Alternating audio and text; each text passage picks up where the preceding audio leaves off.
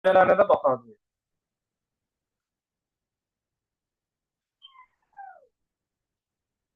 Deməli, 11-ci bölmə alqoritmlə davam edirik. Bugün alqoritmin hamısını keçəcəyik. Deməli, alqoritm anlayışıdır.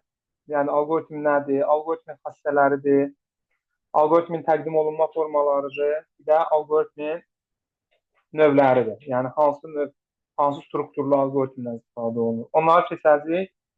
Əsas işimiz burada dərslikdə nəzəriyyədə olan nümunələrə baxmaq olacaq. Bir də vaxt çatsa topludan baxarıq. Topluda müəyyən dəyişikliklər var. Yəni, topluda modelləşdirməyə aid suallardan da bəzilərini alqoritmdən inteqrasiya eləyiblər. Çünki ağac modelin qurulmasında bəzi məsələn, əməliyyatlar var ki, onlar ardıcıl yerinə yetirilir. Niyə alqoritmədə inteqrasiya olunub? Ona görə ki, alqoritmin özü müəyyən bir ardıcıllıqdır.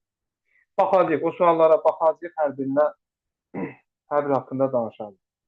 Yaxşı, alqoritm nədir? Alqoritm hər hansısa bir müəyyən məqsədə çatmaq üçün yerinə yetirilən sonlu sayda addımlardır. Hər hansısa addımlar deyil, müəyyən mənası olan addımlardır və sonlu addımlardır.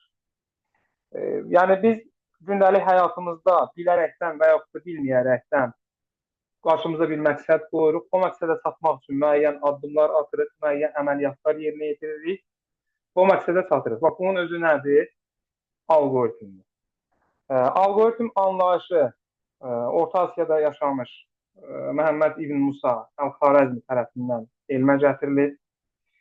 Özü 780-850-ci illərdə səhv eləmirəmsə yaşayıb.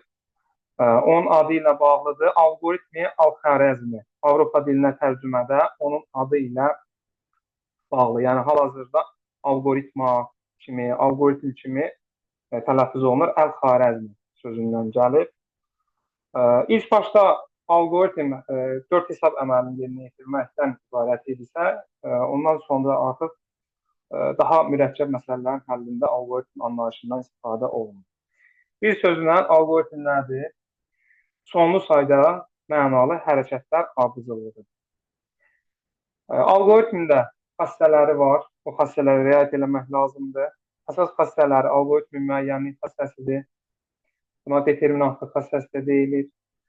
Alqoritmin hər bir addımı dəqiq, bir qiymətli, bir mənalı olmalıdır. Diskretlik xassəsi alqoritm yerinə yetirilərkən müəyyən addımlara bölünməlidir, müəyyən biçin addımlara bölünməlidir. Bu diskretlik xassəsidir. Alqoritmin kütləvilik xassəsi alqoritm elə tərtib olunmalıdır ki, ondan hamı istifadə edə bilsin və bir də alqoritm bir məsələ üçün yox, eyni cinsli, eyni tipli bütün məsələlər üçün keçərli olmalıdır.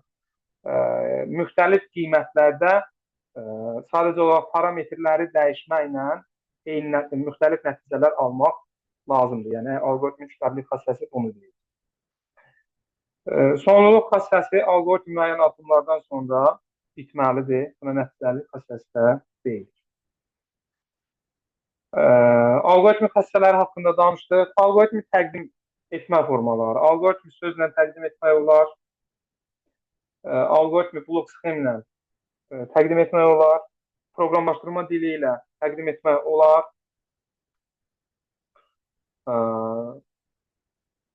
Blok sxem vasitəsilə biz ən geniş yayılmış blok sxemdir. Biz blok sxemdən istifadə edəcəyik. Python proqramlaşdırma dilini keçəndə də Pythondan istifadə edəcəyik. Ən geniş yayılmış, yəni ən çox istifadə olunan blok sxem vasitəsilə təsvirdir. Blok sxem vasitəsilə təsvirdə həndəsi fiqurlardan istifadə olunur. Oval işarəsi, oval başlanğıc və ya sonu bildirir. Şərti bildirmək üçün romb fiqurundan istifadə olunur. Hesab əməllərinin yerinə yetirilməsini bildirmək üçün düz-bucaqlıdan istifadə olunur. Digərlərdə qarşımıza çıxdıqsa deyiləcək. Alqoritmin proqramlaşdırma dili vasitəsilə təsviri ən qısa təsvirdir. Yəni proqramlaşdırma dili vasitəsilə algoritm təsvir edərkən ən qısa şəkildə təsvir edilir. Amma blok sxem vasitəsilə daha geniş istifadə olunub. Ən əyani də ilə blok sxem vasitəsilə təsvir edilir. Algoritmin təsvir üsulları, təqdim edilmə formaları. Ondan sonra gəldik algoritmin növləri. Bəzən algoritm yerinə yetirilərkən addımlar ardıcıllıqla yetirilməyə bilər. Əgər ardıcıl şəkildə yazıldığı ardıcıllıqla bir-bir yerinə yetirilirsə, bu algoritm xətti algoritm adlanır. Yox, əgər müəyyən şərtə görə budaqlanma baş verirsə, bu budaqlanan algoritm adlanır. Bir və yaxud da bir neçə addım komanda təkrar yerinə yetirilirsə, bu dövr əmələ gətirilir. Daxilində dövr olan algoritmlərə də dövrü algoritmlər deyilir. Budaqlanan algoritmlərin tam, natamam forması olur. Budaqlanan algoritmdə şərt qoyulur. Şərti bildirmək üçün romb fiqurundan istifadə olunur. Şərt ödənirsə, hə qolu üzrə hərəkət edirik. Şərt ödənmirsə, yox qolu üzrə hərəkət edirik. Əgər hə qolundan sonra, yəni hə üçündə hər hansısa bir əməliyyat varsa, yox üçündə hər hansısa bir əməliyyat varsa, bu tam budaqlanan adlanır. Yox, biri üçün var, biri üçün yoxdursa, bu natamam budaqlanan algoritm adlanır. Gəldik dövrə. Ümumiyyətlə, algoritmdə dövrün olması algoritmin həcmin yəni çox əsaslı şəkildə azaldır. Yəni, deyək ki, bir komanda 20 dəfə yerinə yetiriləcəksə, o 20 dəfə yazmaq yerinə sadəcə təkrarla 20 yazmaq xeyli dərəcədə yəni, həcmin azaldır. Ümumiyyətlə, algoritmdə təkrarlanan addımlar algoritmin gövdəsini yaradır. Yəni, dövrü algoritmin gövdəsi nədir dedikdə, təkrarlanan addımlar nəzərdə tutulur. Şərt də algoritmin sonunu bildirir. Yəni, nə vaxta qədər bu dövr eləyəcək. Yəni, dövrü algoritmdə şərt algoritmin sonunu bildirir. Bir dəfəmi, iki dəfəmi, üç dəfəmi şərt ödənənə və yaxud da ödənməyənə qədər algoritm yerinə yetiriləcək. Bu da sonu bildirmək üçün istifadə olunur. Bizim algoritmlə işimiz bu nəzəri hissəsi idi. 780-850-ci illərdə yaşayır. O, bayaq biraz şübhəm var idi, düzdür. 12-ci əsrdə bunun əsərləri, Əl-Xarəzmin əsərləri Avropada latın dilinə tərcümə edilərkən Əl-Xarəzmi algoritmi buradan götürülür. Bu belə yaxşı. Algoritmin icraçısı insan da ola bilər, heyvan da ola bilər, cansız əşya da ola bilər. Bunun üçün elə bir məhdudiyyət yoxdur. Amma algoritmi hazırlayan, algoritmi tərtib edən insandır.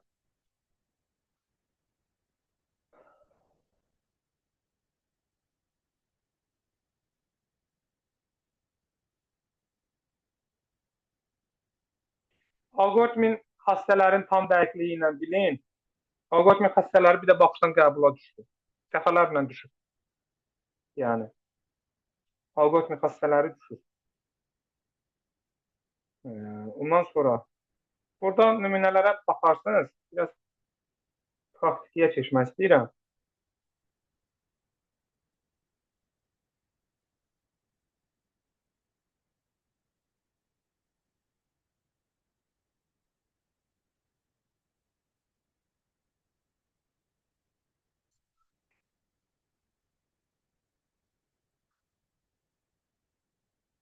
Ən sadə şəkildə təsvir forması sözlədir. Ən əyani şəkildə ən əyani təsviri və ən geniş təsviri blok sxemdir. Ən qısa təsviri proqramla, proqramlaşdırma dili ilədir. Bunlar da yadınızda saxlayın. Ən sadə sözlərdir. Ən əyani və geniş yayılmış forması blok sxemdir.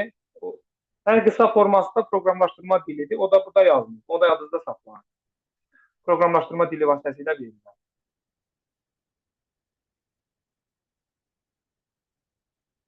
Yəni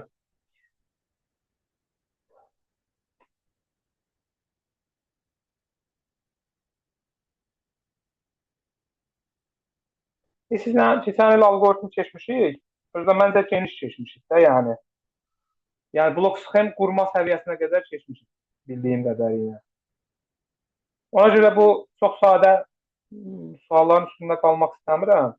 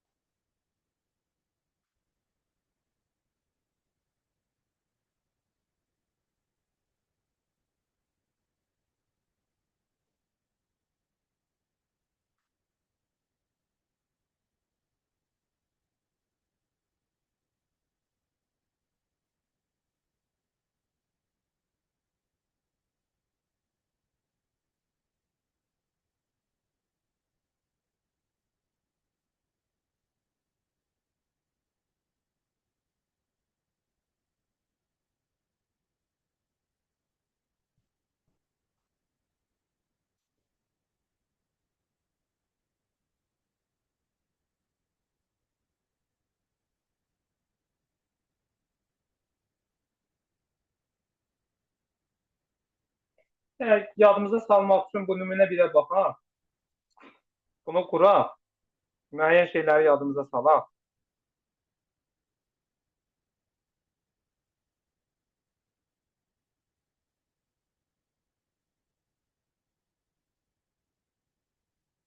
Deməli, bax, demək, bizə deyir ki, A və B ədədlərinin qiymətinə görə Y hesablayın. Demək, A əgər B-dən böyükdürsə, A kvadratı plus B kvadratını hesablayıb Y-ə mənimsədəcəyik. Əks halda, A B-dən böyük deyilsə, bunun əks haldası nədir? Ya A B-yə bərabərdir, ya da A B-dən kiçikdir. Başqa variantımız yox.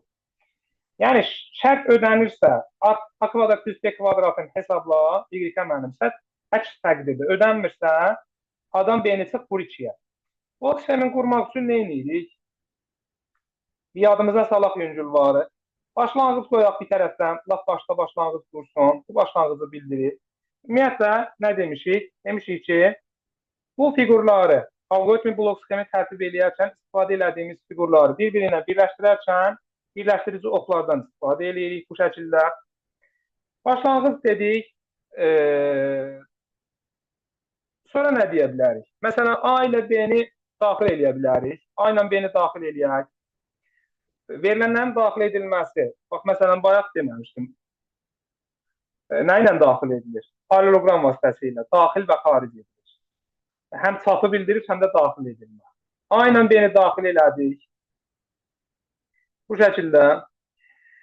A ilə B-ni daxil eləyənəsə 2 dəyişənimiz var, ikisini də daxil elədik. Artıq şərtə baxırıq. Alqoritmi başlatdıq. Dəyişənləri daxil elədik. Artıq şərtə baxa bilərik. Bu arada uşaqlar, burada məsələn A-dır, B-dir, dəyişəndir. Y burada dəyişən deyil. Hesablama nəticəsində biz Y-i alırıq. Biz Y-i, yəni nəticədə alacağımıza görə biz Y-i başdan mənimsətmirik. Y-i biz mənimsətmirik, yəni Y-i təyin eləmirik. Y-i biz təyin edib nə eləyəcəyik? Yəni, Y-i biz hansı əsasına, necə təyin eləyəcəyik? Ona görə bunu qarışdırmayaq. Y-i bizim işimiz yoxdur. Sadəcə hesablama nəticəsində biz Y-i alacağıq. Yəni, hesablayacağıq, hesablanmada nə tapmışıqsa onu Y-ə mənimsədəcək. Ona görə də indi Y-ə dəyilir. Sonra uşaqlar deyirlər ki, müəllim, burada Y də var. Y-i niyə tanıtmadıq? Y-i nəyin tanıdacaq? Y burada dəyişən deyil, nəticədir. Şərtimizi qoyaq. Şərt də dedik ki, nə ilə verilir? Rom vasitəsilə verilir. Deyək ki, birinci şərti və ikinci şərti qoyun. Heç bir fərqi yox. A böyükdür, B deyirik. Sə, yəni A B-dən böyükdürsə, aha, nəyimiz var idi? Bir tərəfdə plusumuz, yəni hə, bir tərəfdə yox var idi. Əgər A B-dən böyükdürsə, hesabla nəyi?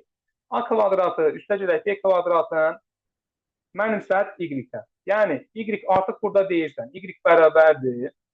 A kvadratı bu şəkildə yaza bilərsiniz. Onu mən keçən il də demişdim. A kvadrat plus B kvadratı bu şəkildə yaza bilərsiniz. Əvvəllər problem var idi ki, məsələn, problem edirdilər ki, yazın ki, deyək ki, A2 ulduz 2 və yaxud da A vurulsun A, üstəcilə B ulduz 2 və yaxud da B vurulsun B. Yox, elə şey yazsanız da olar, yazmasanız da olar, amma heç bir fərqi yox. Y bərabərdə A kvadrat plus B kvadratını yazdınız. Hesab bloku nə idi? Düzbucaqlı idi. Bu şəkildə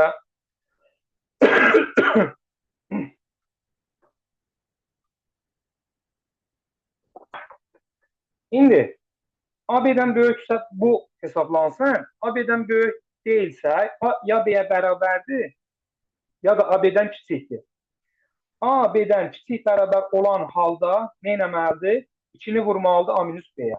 Onda buradan da deyək ki, əks halda Y bərabərdir.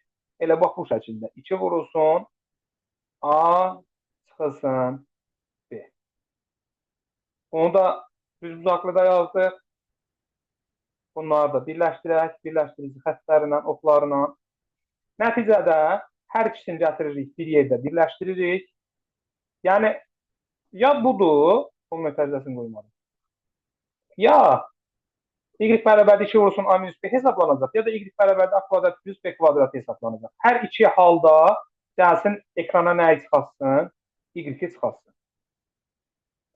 Bunun həlli, yəni blok sxemi bax bu şəkildə. Bu şəkildə, yəni biraz yenilənmə oldu. Bunlardan təbii ki, çətin tiplərinə baxmışıq və baxacağıq da.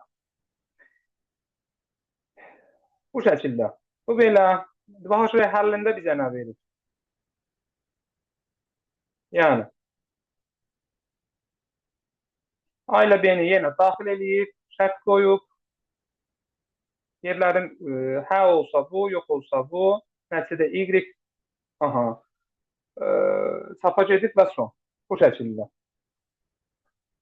Yaxşı, dövrə algoritmlər haqqında danışdıq.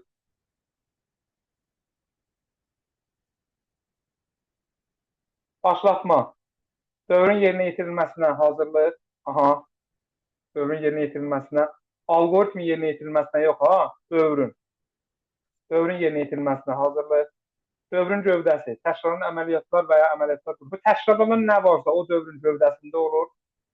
Dövrün şərti, dövrün sona çatması müəyyən edən şərt ki, bunlar haqqında da bayaq danışdıq. Bu belə.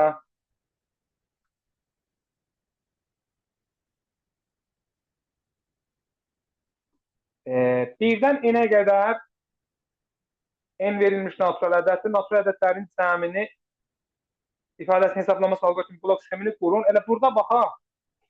Demək, n natural ədəddir, n daxil edilir. Daxil edilirsə, başlanğıc qoyub, mütləq birinci n-i daxil edir. Daxil etmə nə ilə verilirdi? Paralelogramına. Paralelogramın içərisində n-i daxil elədi. Yəni, burada başqa bizdən üst səviyyə bilik istəmir ki, sənə deyir ki, n-i daxil elə. Daxil etmə operatoru nədir? Paralelogramdır. Başlanğıc qoydun, paralelogramı qoydun, içərisində n yazdın. Bu belə.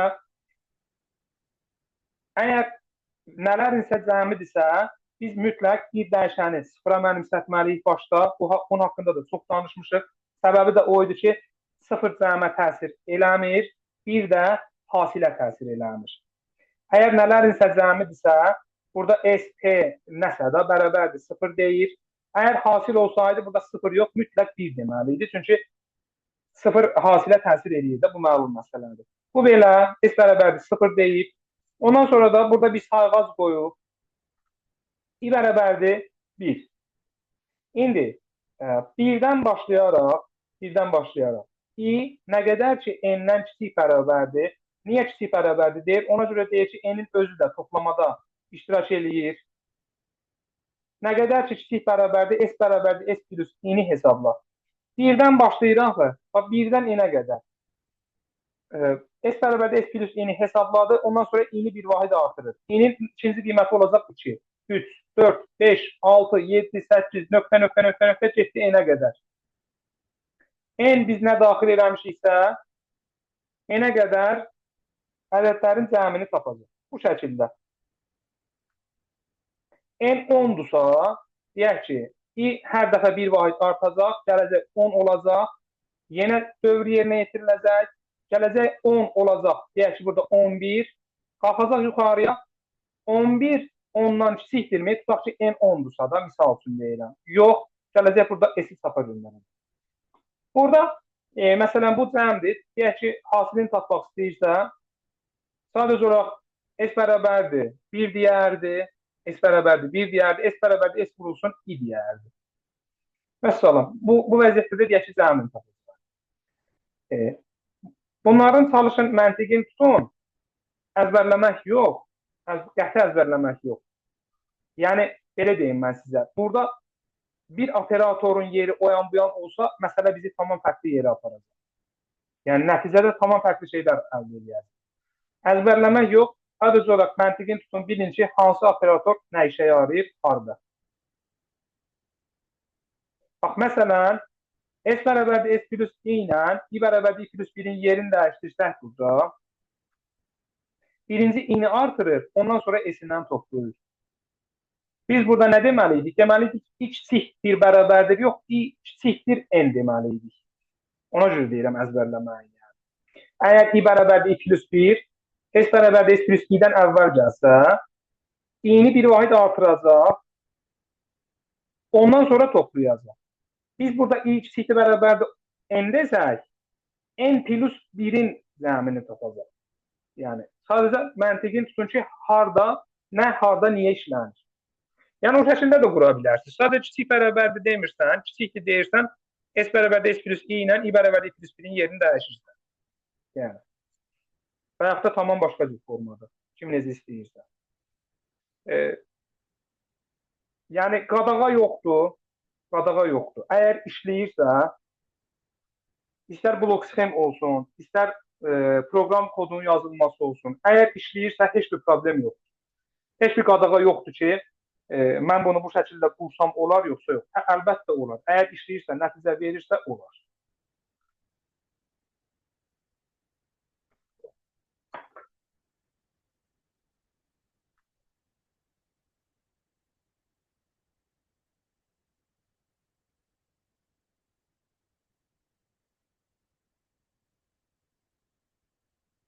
Burada o nümunə 2-də sadəcə olaraq şərtin yerini dəyişir. Əvvəl şərt başda gəlirdisə, burada gəlirdisə, artıq hesabdan sonra gətirir, şərti aşağıya qoyur, burada da fərqi yoxdur. Sadəcə olaraq yenə diqqət eləmək lazımdır. Nəyə diqqət eləmək lazımdır? S bərabərdir S plus i hesablanır, i bərabərdir i plus 1 hesablanır, ondan sonra şərtə girir. Buna diqqət eləmək lazımdır. Yəni, eyni şeydir.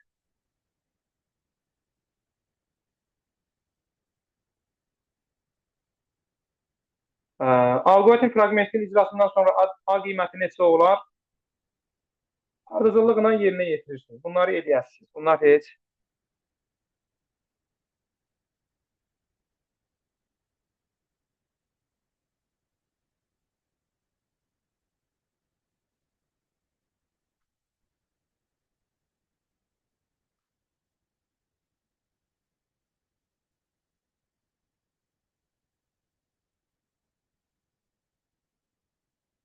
Nəcid, 4-cü suala bax görüm.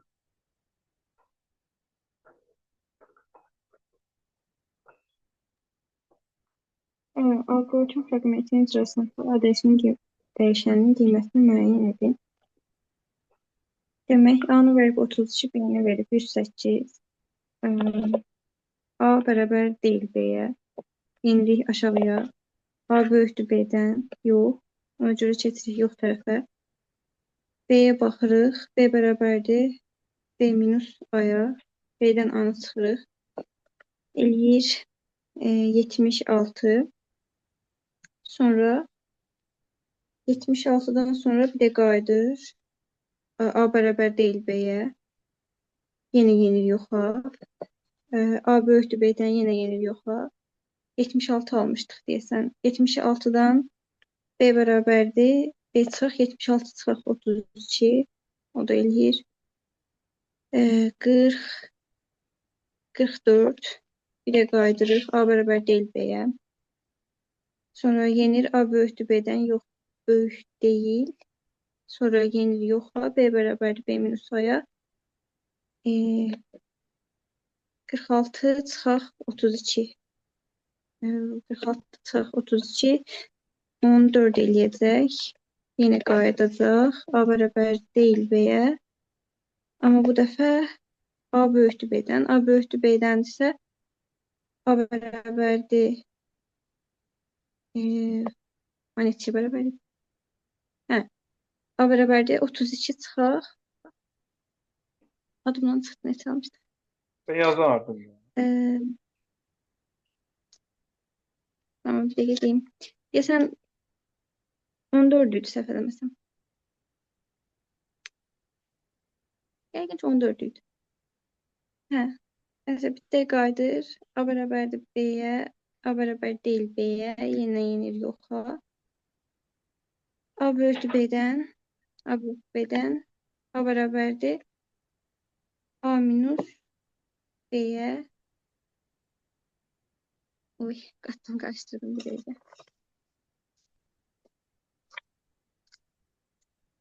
A bərabərdir 32 çıxaq 16-ya. Böyükdən kiçiyə çıxırsan. Sadəcə olaraq böyükdən kiçiyə çıxırsan. 108-dən 32-dən çıxdın, nə tapdın? 76. 76. 76. Sonra A bərabər deyil B-yə. 76-dan Sonra A 32. böyük deyil B-yə.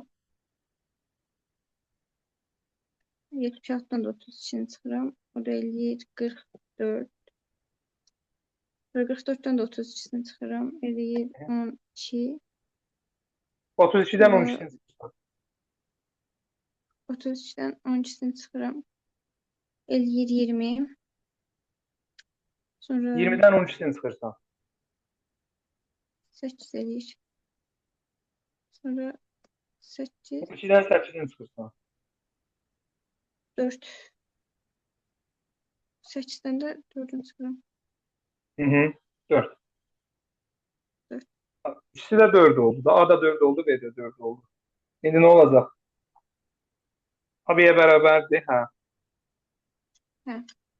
Cəbəndə. İndi 4 olacaq. O nədir ki, yəni? Nəyi hesablayır?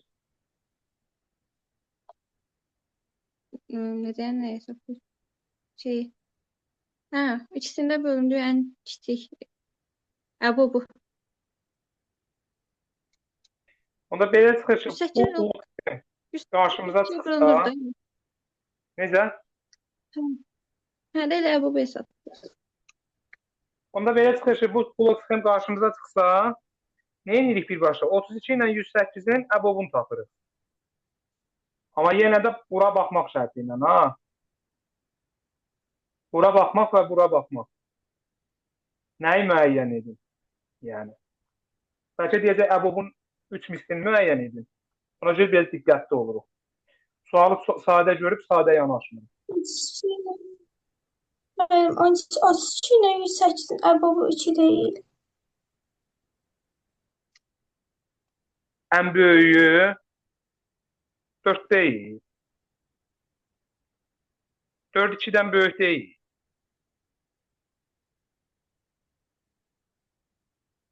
Ən böyüyünü tapırıq.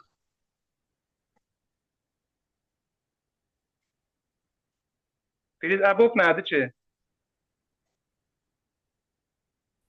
Əbob ən böyük ortaq böləm. Bizim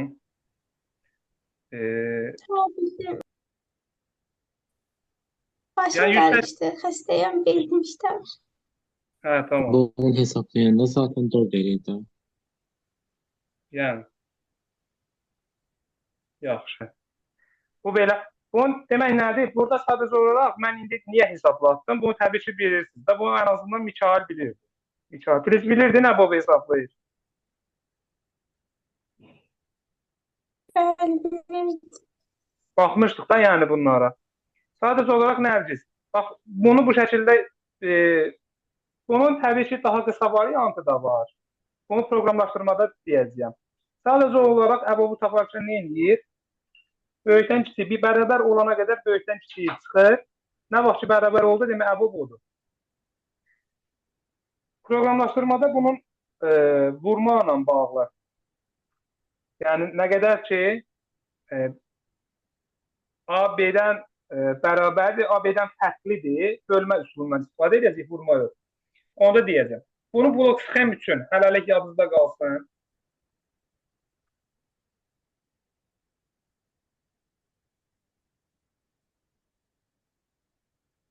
Yaxşı, Filiz, sən də bunu de. Birinci sualı de. X2, Y2 olduqda algoritm icrasından sonra x dəyişən qiyməti neçə olar? X də 2-dir, Y də 2-dir. Şərtdə x kiçikdir, bərabərdir y. Bu doğrudur. Ona görə hə ilə gedirik. Burada x yəni 2 üzərinə gəlsin. 2 vurulsun 2. 6. X 6 olur. Y də bərabərdir. 2 üzərinə gəlsin 5. Bu da 7 olur. Sonra yenə qaydırıq şərtə. Burada x y-dən kiçikdir. Bu düzdür. Yenə hə ilə gedirik. 6 üzərinə gəlsin. 6 vurulsun 7. Bu da 19 eləyir. Sonra 7 üzərinə gəlsin 5, 12. Diqqətli ol, 6 Şərtə üzərinə qaydırıq. gəlsin. Filiz, 6 üzərinə gəlsin, 6 vurulsun 7.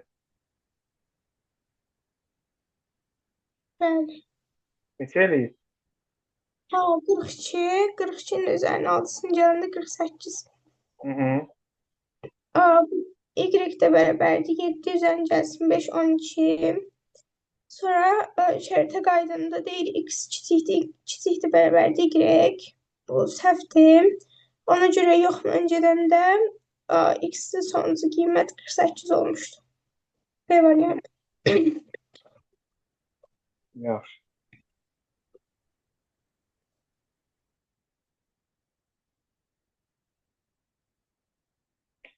Mikail, ikinci sualda səndə. Hasili hesaplayan algoritmin blok sxemində sual təsiri muhtemelen olmalıdır. Deməli, kiçik olmalıdır, amma kiçik bərabər olmalıdır mənim. Kiçik bərabər olmalıdır. Çünki birinci hesablanır, ondan sonra bir vahid gəlir. Bəli. Kiçik bərabər. Nə kiçik bərabər olmalıdır? Kiçik bərabər olmalıdır nədən? N-dən. N-dən. Bəli. Bu şəkildə.